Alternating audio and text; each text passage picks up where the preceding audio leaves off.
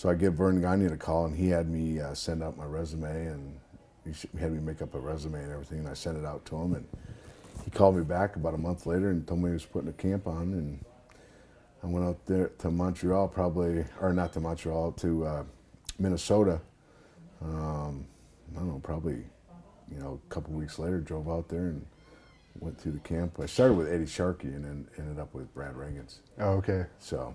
Because Eddie didn't get along with Gagne all the time, did he? Yeah, something happened there. We started for 2 weeks, and Berserker was in it. There was a bunch of guys that were in it. 2 weeks we started at this old gym in Minnesota, and then all of a sudden they called us in after one of the practices and said we were all moving out to Brad Reagans' place, and so started practicing out there, and that was before we finished it. Was it a situation where you had to pay to attend the camp? Or? Oh yeah. Yeah. Yeah, it was back then. I think it was $3,000. You had to pay to go to camp.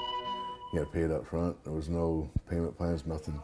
So yeah, and then Verne, if he liked you or if you liked your background or whatever, he'd kind of help you out. So I got kind of a little help from Verne, and so I went through it. And at first it was pretty tough, but having the amateur background, tough. I mean, learn how to fall and all that. Just rough on the body.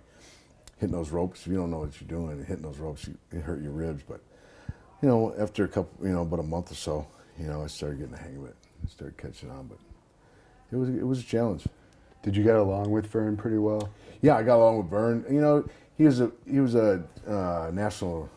All-American for Minnesota, and so he kind of prided himself on recruiting guys that had a little bit of amateur experience. Brad Reagans was an Olympic champion. He taught the school, so I think everybody involved had some kind of wrestling experience. So if you had that, they kind of favored you a little bit, and you still had to do everything, but it was